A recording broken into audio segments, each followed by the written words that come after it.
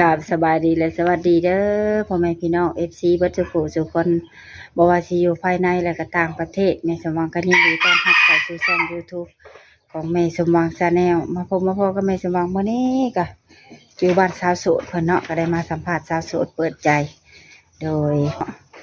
อ่าเป็นอยู่ช่องอื่นแต่ว่าแม่สมหวังมาถ่ายเป็นคลิปครั้งแรกเนาะโดยสิเป็นเพิ่นสิมีชื่อเสียงเฮียงนามตาจังใดเดี๋ยวเฮาก็ไปโอ้ไปลมน้ำกันไปฟังพร้อมๆกันเลยเนาะทุกคนโดยสบายดี โดยสบายดี วันนี้ก็มาเปิดคลิปอยู่บ้านสาวโสดเพิ่นเนาะก่อนอื่นก็ขออนุญาตถามชื่อเสียงเฮียงนามมาจังไดเนาะสาวโสดสื่อซุกเด้อชื่อสาวสุกเนาะแม่นเลยจักปีแล้วอายุ29 ปี 29ปีเนาะโดยผ่านมาก็เคยมีครอบครัวแล้วบ่ยังบ่เคยมียังบ่เคยมีครอบครัวจักเทื่อโดยอืมปัจจุบันนี้อยู่เฮือนน้ำพ่อน้ำแม่แม่นมีอ้ายกับน้องคิงจักคนจ้ะมี3 คน เจ้าเป็นผู้ที่ เป็นผู้ที่1แล้วมีน้อง2 คนผู้หญิงกับผู้ชายแต่ว่าผู้ชายเพิ่นสร้างครอบครัวแล้วแล้วยังน้องผู้หญิงคนหนึ่งแชงเอื้อยไปก่อนแล้วเนาะแม่น เป็นจังไดออกมาเปิดคลิปมื้อนี้เปิดใจบ่หรือว่าจังได๋โดยแม่นแหละออกมาเปิดใจมื้อนี้ก็แบบต้องการที่แบบว่าคนที่เข้ามาในชีวิตแบบว่าแบบจริงใจแบบบ่ต้องตัวอีหยังนะแล้วก็แบบว่ามาแบบมาคันว่าง่ายๆภาษาบ้านเฮาก็แบบเป็นลูกเป็นผัวนี่แหละเนาะแบบนั้นแหละมาสร้างมาสานนำกันนี่แหละว่าอะไรก็คันเจอคนที่ใส่ก็พร้อมสละโสดไปสิเนาะโดยนั่นแหละมันก็อันช่วงนี้มันก็แบบว่าก็มันเป็นหนาวแล้วเนาะ ออกพรรษาแล้วเนาะแม่นช่วงนี้ก็เป็นช่วงออกพรรษาลมหนาวมาแล้วเนาะมีสเปคตั้งไว้อยู่บ่สเปคมันบ่มีเนาะแบบว่าสเปคนี่บ่มีแต่คือแบบเฮาบ่ได้เจาะจงเรื่องสเปคแต่ก็เพราะว่ามันก็บ่ถึงถ้าว่ามีสเปคเฮาก็แบบบ่ได้ดังที่ใจเฮาดอกนะก็เลยว่าก็บ่ได้เลือกสเปคหรือว่าหน้าตาเนาะก็แบบว่าขอแค่เรื่องคำว่านิสัยที่บ่ตัวสำนีพอนะแล้วก็แบบสัตย์ซื่อต่อกันหั่นนะแต่ต้องการสำนีเนาะโดยคือว่าเห็นเจ้าแบบเปิดใจไปโดนเติบเลยเนาะโดยนั่นแหละแล้วช่วงนึงคือว่าเจ้าปิดใจไปแล้วแม่นมีคนที่ถูกใจบ่ตอนนั้นเลยว่าจังได๋ลองเล่าดูมีคนที่ถูกใจแล้วก็เพิ่นก็เป็นผู้ใหญ่และพอน้องเฮาก็แบบเพิ่นเฮ็ดให้เฮาแบบว่ามีความเชื่อมั่นในตัวเพิ่นเริ่มมั่นใจนำเพิ่นเนาะพอได้สักพักแล้วคุยกันไปคุยกันมาแม่มันเริ่มบ่แม่นละอย่างประมาณนี้เนาะแล้วพอว่าเฮาก็รู้สึกตัวแล้วเนาะอันนี้มันบ่แม่นเพิ่นตัวเฮาแล้วแหละค่ะที่จะให้โอกาสอีกเทื่อแบบเพื่อสิแบบมีคนที่แบบเข้ามาแบบอยากใช้ชีวิตแบบนำเฮาจริงๆจังๆคั่นน่ะก็เลยว่าให้ทางยูทูบเพิ่นมาสัมภาษณ์อีกเทื่อแล้วก็เปิดโอกาสให้ตัวเองนำหั่นน่ะสรุปคือตอนนั้นน่ะปิดใจไปแล้วแต่บัดนี้เนี่ยเพิ่นหย่าเนาะโดยที่ว่าคบกับเพิ่นตอนนั้นแบบว่าคบกันทางโทรศัพท์ซื่อหรือว่าแม่นยังบ่ทันมาอยู่มานอนกันเนาะยังเทื่อพ่อเพิ่นก็อยู่ไกลเนาะเพิ่นว่าบ่ได้ดอกเพิ่นว่าได้ก็บ่พาแต่ลูกคือเพิ่นคบกันทางโทรศัพท์ไปซื่อแต่บัดนี้เพิ่นเงียบหายไปเลยว่าสิบอกเพิ่นบ่ได้บอกได้กล่าวเลยแม่นเพิ่นบ่ได้ว่าเจ้าจังนั้นจังนี้ผิดเด้อเพิ่นก็บ่ได้ว่าบ่ได้แม่เพิ่นเงียบแล้วพอทีนี้เขาก็ฮู้ตัวแล้วเนาะว่าเขาถูกหลอกละแต่ก็เลยก็สั่งเพิ่นเพราะว่าเฮาก็บ่แม่นว่าเฮาบ่ส่งเนาะเฮาก็ส่งทักส่งทายส่งตามเพิ่นก็บ่รับเพิ่นเข้าไปอ่านอยู่กะเพิ่นก็บ่ตอบเพิ่นก็บ่ไหวซะหั่นน่ะเฮาก็เนาะก็บ่อยากเซาซี่บ่อยากแบบจุกจิกเพิ่นนะเฮามีแต่เข้าใจมันแม่นแล้วแล้วก็เพิ่นก็ถ้าว่าเพิ่นบ่อยากเศร้าบ่อยากเลิกบ่อยากลากับเพิ่นก็ต้องบอกว่าจังซั่นจังซี่เด้ออ้ายเฮ็ดนั่นเฮ็ดนี่เด้ออ้ายว่าอ้ายสิโทรกลับเพิ่นก็น่าจะบอกเนาะพอได้จังนี้ล่ะบ่แม่นละพอกับอันนี้ก็ซ้ำนี่แหละฮู้แล้วเนาะแล้วใช่เลยว่ะใช่เลยค่ะเพิ่นเงียบบัดนี้ก็โดนเติบแล้วบ่โดยน่าจะประมาณฮอดละ 2-3 อาทิตย์ละก่อนเพิ่นสิให้เฮาปิดใจเพิ่นก็แสดงความรักให้เบิ่งบ่แม่นเพิ่นก็แสดงบ่ว่าสิว่านำพ่อบ่ว่าสิว่านำแม่หรือนำตัวเขาเองเนาะเพิ่นก็ว่าจังซั่นจังซี่เพิ่นก็สิรับเรื่องรับเบิ่งอะไรที่ขาดแค่หรือว่าอะไรที่แบบว่าที่มันบ่มีไส้บ่มีใจหรือว่านู่นนี่นั่นแบบเพิ่นก็ซอยได้ซ้ำซอยแต่พอถึงที่เพิ่น วันที่เพิ่นนัดคือสมมุติเพิ่นว่าเงินเดือนอ้ายออกเด้ออ้ายสิซอยโตจังซั่นจังซี่อ้ายสิซอยแต่ก็อ้ายก็ซอยซ้ำอ้ายซอยได้เพิ่นก็ได้ว่าอันนี้ไปพออีกประมาณ 2-3 มื้อเนาะใกล้สิฮอดมื้อที่เพิ่นนัดเพิ่นก็คือแบบว่าเงียบจังซี่น่ะทางนี้ก็บอกว่าก็บ่ได้อยากคาดหวังเอาสิ่งของอีหยังนำเพิ่นดอกหันนะแต่ก็เพิ่นอายหรือเพิ่นเฮ็ดบ่ได้บ่หรือว่าจังใดเพิ่นจังเฮ็ดแบบนี้หันนะอันนี้ก็บ่ได้ถือโทษโกรธแค้นอีสักเพิ่นดอกก็เพิ่นไปแบบนี้ก็ก็บ่เป็นหยังนั่นน่ะก็มันก็ทุกอย่างมันก็มีการผิดพลาดเนาะแม่นน่ะแล้วก็เลยปล่อยเพิ่นแล้วก็เฮาก็เปิดตัวใหม่ให้โอกาสตัวเองใหม่บัดนี้มาเปิดใจใหม่นี่มักคนทางใดบัดทางถ้าว่ามักคนทางใดอันนี้เฮาบ่ได้เลือกเนาะหรือว่าสิเป็นภายในหรือต่างประเทศอันนี้เฮาก็บ่ได้เลือกขอเพียงแต่ว่าเพิ่นเข้ามาในชีวิตด้วยใจหรือว่าด้วยความสัตย์ซื่อหรือว่าเป็นที่ปรึกษาให้เฮาได้ประมาณนี้แบบนั้นเนาะโดยเอาแบบง่ายๆเนาะโดยขอเพียงอยู่ด้วยกันแล้วมีความสุขแม่นปัจจุบันนี้จะเฮ็ดเวียกเฮ็ดงานหยังคะปัจจุบันนี้เฮ็ดเวียกเฮ็ดงานที่แบบว่ามันก็อันนี้เฮาก็บ่ถึงว่าแบบว่าสิเฮ็ดงานใหญ่ยังมีแต่บางแค่ก็ค้าขายเครื่องหรือว่าเกี่ยวข้าวเกี่ยวน้ำอยู่บ้านอยู่ซ่องประมาณนี้ตามภาษาบ้านเฮาเนาะแม่นก็เฮ็ดเวียกเล็กๆน้อยๆธุรกิจเล็กๆน้อยๆก็มันบ่ได้ใหญ่แล้วก็แบบเลี้ยงเป็ดเลี้ยงไก่มีหมูมีหยังเลี้ยงไว้จังซี่แหละเฮ็ดทุกสิ่งเนาะเจ้าเนาะแม่นเป็นเฮ็ดทุกสิ่งทุกคนนะมาในทางว่าเพิ่นจะมาลิ้นมาเที่ยวเจ้าก็ยินดีต้อนรับอยู่ยินดีต้อนรับได้มามื้อใดก็ได้ช่วงนี้ยังเป็นช่วงเทศกาลจังหน่อยเนาะแม่ๆว่าได้ให้คักให้ม่วนเนาะโดยวันนี้ก็สิแล้วข้าวแล้วน้ำอยู่เฮือนเฮาก็เฮ็ดนาอยู่บ่แม่เฮ็ดแต่ว่าก็ยังบ่ทันได้สุกแบบอีกประมาณน่าจะเป็นประมาณอาทิตย์หน้ายังเนี่ยประมาณสำคัญกับเพื่อนช่วยก็อีกประมาณอาทิตย์หน้าพุ่นแหละแม่นตัวดำตำหลังมันซ่าเด้เนาะถ้าหมู่รุ่นเดียวกันคือสิสร้างครอบครัวเบิดแล้วเนาะแม่นได้ลูก2ลูก3แล้วยังปกติจังว่าเป็นคนเลือกบ่อยากยังโสดมาฮอดปานนี้บ่แม่นแบบปกติเนาะกับอันนี้ตัวเขาเองเขาบ่ถึงขั้นว่าเลือกแต่แบบเวลาเฮาก็มีคนเข้ามาอยู่แต่เวลาเฮาสิคบจริงๆจังๆแล้วแบบมันหามีแบบว่ามีแนวแบบว่าบ่เข้าใจกันโลดคือแบบว่าคุยกันจังซั่นจังซี่เด้อก็คุยกันได้ประมาณก็ขนาดเป็นปีค่ะถ้าว่าเคยคุยแฟนมาเป็นปีอย่างบ่ก็เคยมีแต่จนว่าสิมาขอมาแต่งแต่ว่ามันฮอดมื้อยังมามันแบบว่ามันไปคนละทางเลยน่ะมันแบบว่าแต่จริงๆแล้วอันนี้ก็บ่ได้เป็นคนเลือกดอกแบบง่ายๆสบายๆอะไรก็ได้หั่นน่ะแต่มันหามีแบบว่าอันเป็นไปเฮ็ดให้ผิดให้เที่ยงกันแล้วก็ไปไปมาแล้วจบแบบนี้อันที่อยู่มาจนฮอด29นี่นะแม่นสร้างเป็นเนาะนั่นแหละก็สิไปเบิ่งหมอเบิ่งดวงหรือว่าใส่หรือเทวดาปั้นมาขี้บ่แม่นก็จังว่าใจอยู่ดีหาเบิ่งหมู่แล้วลูก2ลูก3ตัวเองเป็นคนสิล้มจริงๆจังๆยังบ่มีล่ะปกติอายุเท่านี้แล้วนี่สิมีลูกได้ๆเนาะแม่นต้องเป็นครอบเป็นครัวล่ะแม่ก็คือสิถามแล้วเนาะอยากได้ลูกเคยแล้วแม่นอยากได้แหละอันนี้เพิ่นก็เฒ่าแฮงแล้วเพิ่นก็จมได้จมอีกแล้วเบิ่งหมู่คู่คนแถวบ้านแถวซอกเขาก็ได้ไผได้เคยมาแล้วเนาะไอ้เพิ่นยังเพิ่นว่าเฮ็ดจังได๋สินั่นก็ซอกเอาแล้วลูกแล้วแม่ก็จักสิว่าแนวใดจักสิอยู่ได้นำลูกได้ฮอดมื้อใดเพิ่นก็ว่าจังซี่นะเพิ่นก็อยากพึ่งพาอาศัยเฮาแล้วเนาะวันนี้ถ้าเพิ่นมาแต่งมาขอแล้วจะพร้อมไปอยู่เพื่อนเพิ่นบ่หรือว่าอยู่เพื่อนเจ้าพี่อันนี้ก็ถ้าเพิ่นมาขอมาแต่งเนาะถ้าว่ามีก็พร้อมสิไปอยู่นำเพราะว่าอยู่ทางบ้านก็มีน้องสาวคนนึงแล้วก็น้องชายคนนึงเพิ่นก็มาอยู่ในบ้านน้าแม่นี่แหละเพราะว่าลูกสาวเพิ่นเข้าเรียนเด้แต่ว่าบ้านเมียเพิ่นจะอยู่ไกลมันอยู่แบบแถวชนบทเนาะมันแบบบ้านนอกบ้านนาเนี่ยเพิ่นเลยเอาลูกสาวเพิ่นเลยมาเข้าอยู่นี่แหละก็มันคือมาอยู่ในปัจจุบันนี่ก็คือถ้าว่าตัวข่อยได้ผัวเนาะหรือว่าต่างประเทศซะหรือว่าอยู่ไสก็อยากแต่ก็ไปอยู่น้ำเพิ่นได้เพราะว่าทางบ้านนี่ก็มีน้อง2คนดูแลแม่อยู่เด้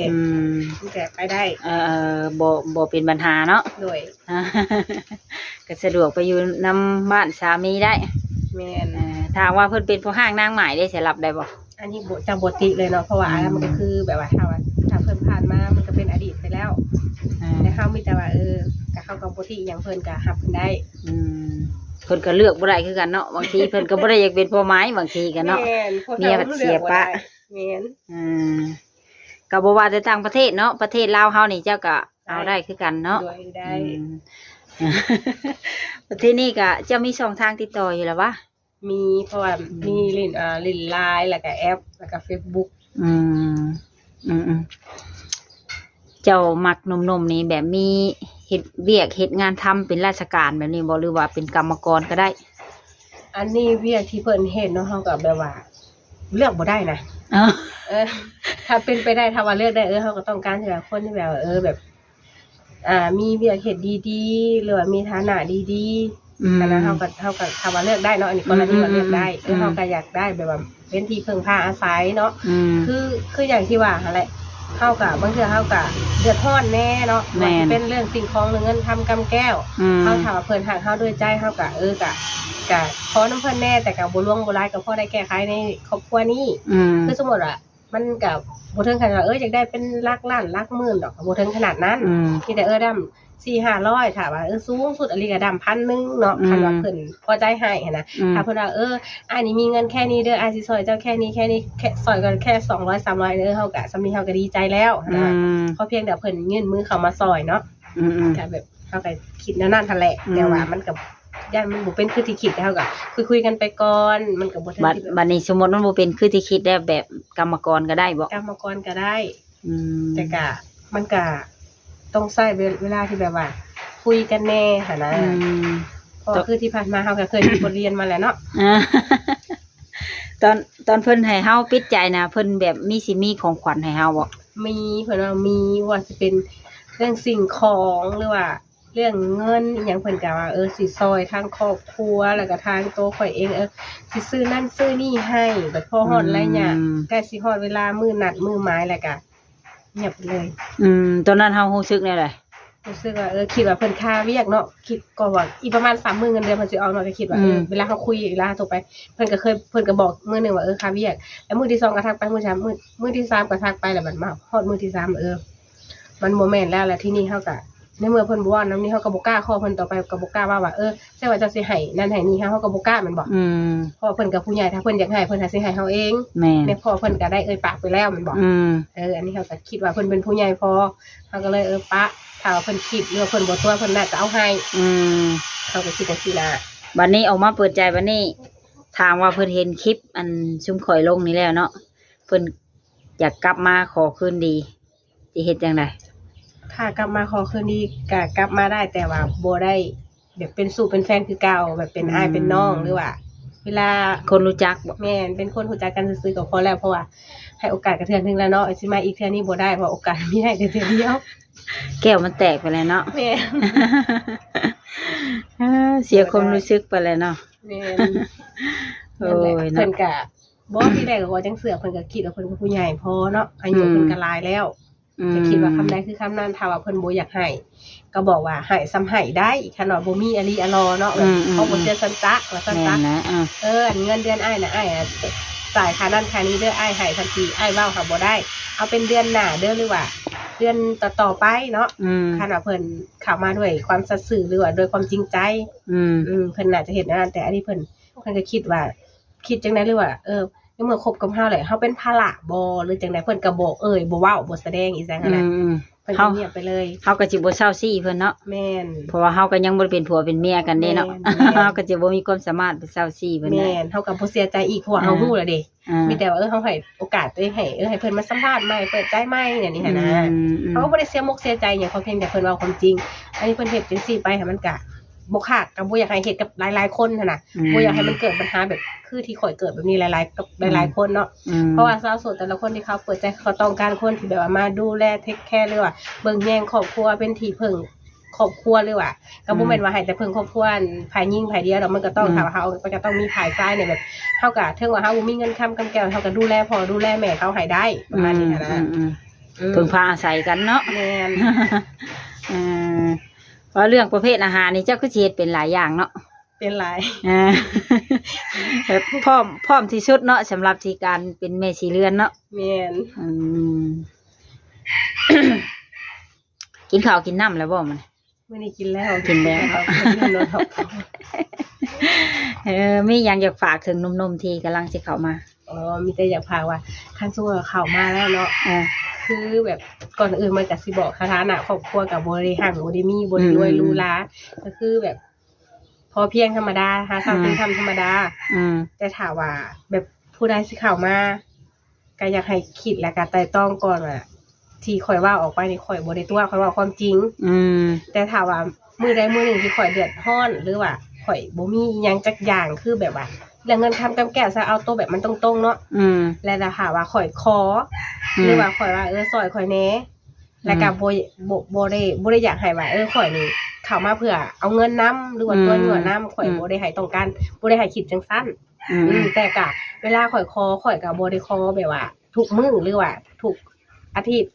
แต่ก็แบบมันเป็นช่วงหรือมันเป็นเดือนเพราะว่าบางเดือนเงินเดือนเฮาออกบ่ทันเนาะหรือว่านู่นนี่นั่นหั่นน่ะแล้วก็อยากให้เพิ่นคิดแนวนั้น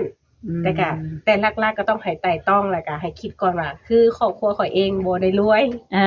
บ่มีแต่แบบว่าพอแบบไปๆมาๆกลางๆเนาะกลางๆแต่มันก็มีช่วงเวลาที่แบบว่าฉุกเฉินแน่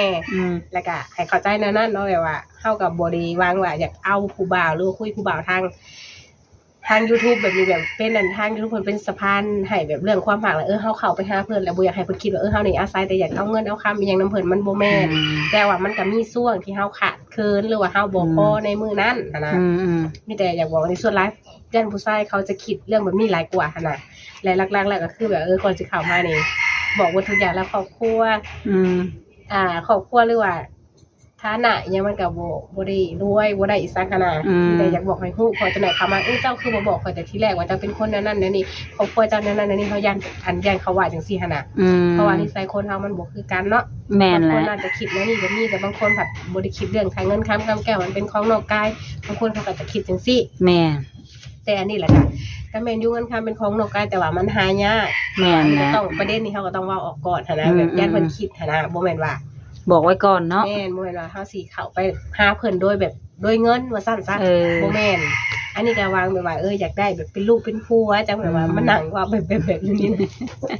ฮักจริงเนาะแม่นว่าอะไรก็ฮักจริงจริงใจอันนั้นแหละจังเลือกคบกับเพิ่นคนเดียวน่ะติแม่นใช่ว่าเพิ่นเป็นตัวคักตัวแหน่อย่าเว้าเด้อว่าเบาอันสาวลาวตัวเบาไทยนั่นแหละตัวสาวลาวอย่าเว้าเด็ดขาดหรือว่าเพิ่นมีลูกมีเมียอยู่บ่เนาะจังว่าย่านอยู่จังว่าเพิ่นมีคนของเพิ่นแล้วเพิ่นว่าจังซี่เพิ่นไม่เงียบไปจังซี่หั่นน่ะบ่คันเพิ่นเงียบไปแบบว่าบอกเฮาซะก่อนก็เฮาก็สิบ่คล้องเนาะแม่นเฮายังตั้งรักได้เฮาก็จะบ่เสียใจกว่านี้อีกหั่นน่ะนี่บัดเงียบไปเลยเนาะตอนเปิดใจทวิตก็มีคนคุยแบบแชทเข้ามาหลายอยู่หลายยอมถามเลยว่าหลายได้จนบางเทื่อก็จนบ่ตอบบางเทื่อเพิ่นจะ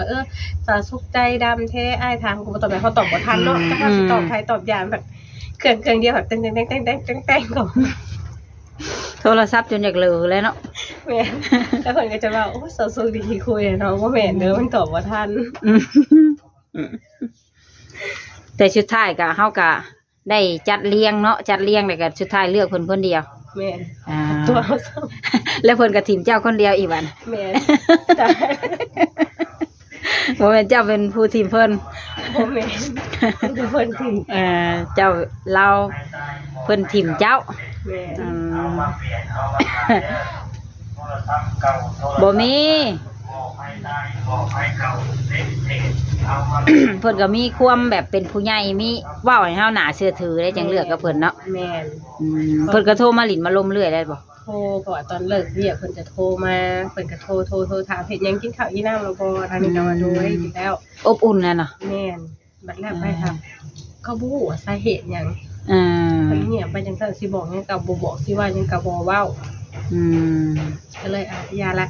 ฮู้แล้วสัญญากับบ่ซอซี่มีแต่เฮาฮู้แล้วเฮาก็ให้โอกาสตัวเองให้โอกาสตัวเองใหม่เนาะบ่เป็นหยังเฮาก็ยังบ่ได้เสียหายหยังเด้แม่นเพราะว่าเสียความรู้สึกซื่อๆแหละแม่นเสียความรู้สึกเสียใจที่แบบว่าเฮาก็เสียใจแต่ตัวเองเป็นหยังเฮาปิดใจไว้ก็เสือคนง่ายแท้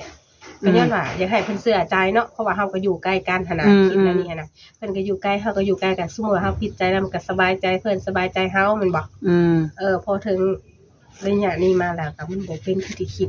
อยากให้เพิ่นมีความมั่นใจในตัวเฮานะเนาะที่ปิดใจไว้นะบ่ สุดท้ายมันก็ทับปิดแล้วแบบว่าปิดปะไป ดีแต่ยังบ่เอากันเนาะ แม่ เพิ่นเงียบไปตอนนี้ก็ดีกว่าเอากันแล้วได้เลย โอ้ยเมื่อยน้ำเด้เนาะ เป็นจังใดเด้เนาะวันนี้ก็ฝากถึงหนุ่มๆที่จะเข้ามาเนาะให้มีความจริงใจต่อเพิ่น แม่อันนี้ก็บริวารอีหยังหลายดอกบริวารว่าอยากได้นั่นอยากได้ที่สิ่งของอีหยังแล้วมันก็ถามว่าวางมันก็เป็นส่วนคือที่ว่าแหละแต่ว่าเพิ่นก็บ่ฮู้ว่าเพิ่นคือเฮ็ดแล้วนี่หั่นน่ะมีเหตุผลอะไรก็เข้าใจดอกเฮาก็เนาะเฮาก็ใหญ่เด้ส่วนนี้เฮาก็น่าจะฮู้แล้วบ่ให้ฟังเฮาก็เข้าใจดอกเฮาก็ใหญ่มื้อนี้อยู่บ้านอยู่เฮือนมื้อนี้เนาะบ่ได้ไปทางใดเสาร์อาทิตย์อยู่บ้านอยู่เฮือน ปกติแล้วก็ไปมักไปหาหลินหาเที่ยวกลางคืนอยู่บ่นี่บ่ค่อยไปเนาะเพราะว่าอยู่บ้านเฮาก็แบบว่ามันก็บ่ได้มีสถานที่ที่ว่าแบบบ่ลิ้นหลายหั่นน่ะก็แบบอยู่บ้านเข้ามาก็เบิ่งหนังอีหยังลิ้นโทรศัพท์แล้วก็นอนคันมักไปเที่ยวคือสิได้ผัวแต่หึงแล้วเนาะก็แม่นั่นแหละจังว่าทางเบิ่งอีกก่อนคันตัวนี้บ่ผ่านแล้วก็น่าจะไปแล้วทำตัวสิเพก่อนเด้แม่นเฮ็ดได้สักบ่มักดีแล้วสเปคของเจ้านี่ถามว่าเพิ่นกินเหล้าสูบบุหรี่เจ้าก็รับได้บ่หรือว่ามักแบบใดถ้าว่าอันนี้มันปราศจากบ่ได้เนาะบางเทื่อเพิ่นแบบว่าไป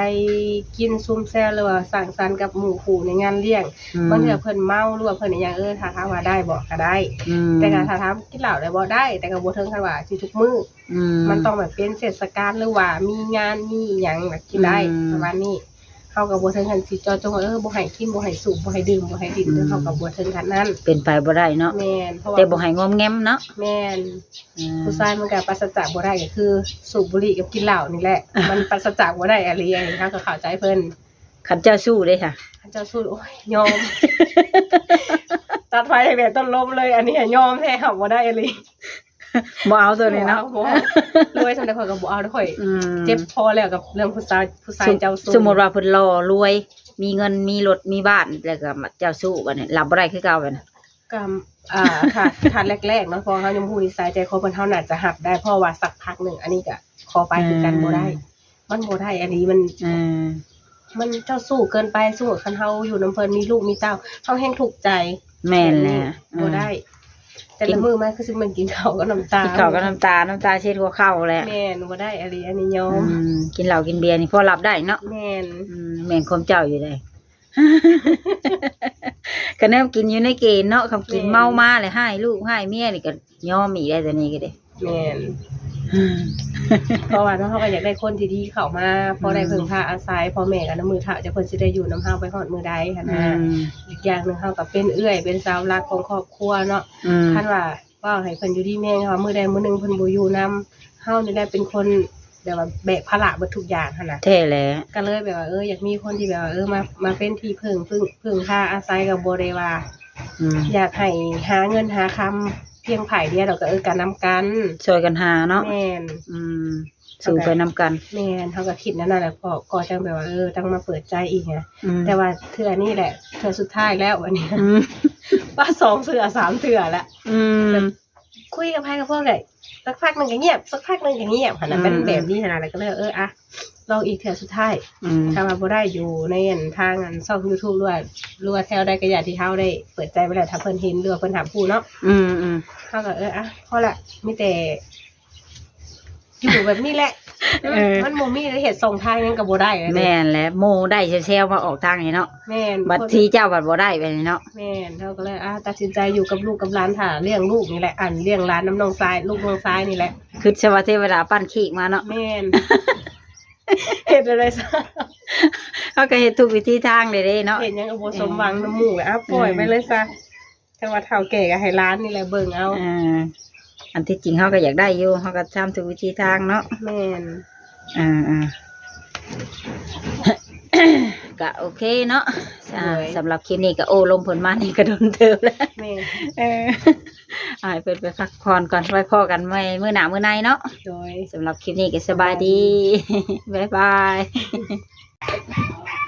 กาเป็นจังไดเนาะทุกคนหลังจากที่ได้โอ้และลมกับสาวโสดเพิ่นเป็นที่เรียบร้อยเนาะก็ได้ฮู้ที่ไปที่มาเป็นที่เรียบร้อยแล้วก็เป็นจังไดหนุ่มๆเฮาถามว่าสนมุกสนใจก็ทักแชทมาแม่สมหวังได้เด้อทุกคนเด้อเดี๋ยวแม่สมหวังสิส่งแชทส่งไลน์ส่งช่องทางติดต่อให้เนาะส่งไลน์ส่ง Facebook ให้เนาะทุกคนโดยก็โอเคเนาะทุกคนสำหรับคลิปนี้ก็ไม่สว่างก็ต้องกราบขอมาขอบใจ FC ทุกท่านที่เข้ามาเบิ่งแต่ต้นจนจบเนาะขอให้ FC ทุกท่านจงอยู่ดีมีแรงสุขภาพเข้มแข็งอายุมั่นขวัญยืนความเจ็บบ่ให้ได้ความไข้บ่ให้มีหั่งให้มีให้ร่ำให้รวยเฮงๆรวยๆเนาะทุกคนโดยสาธุแล้วก็อยากฝากทางนมๆเนาะที่เข้ามาก็บ่อยากให้ต้มให้ตัวน้องเพิ่นเพราะว่าเพิ่นก็เคยถึงต้มถึงตัวมาแล้วเนาะเพิ่นก็บ่อยากผิดหวังอีกทุกคนเลยโดยก็โอเคเนาะทุกคนสำหรับคลิปนี้ก็บ่ว่าลายยายห้างก็ไว้พบกันใหม่ในคลิปหน้าสำหรับคลิปนี้ก็สิได้กล่าวคำว่าสบายดีบ๊ายบาย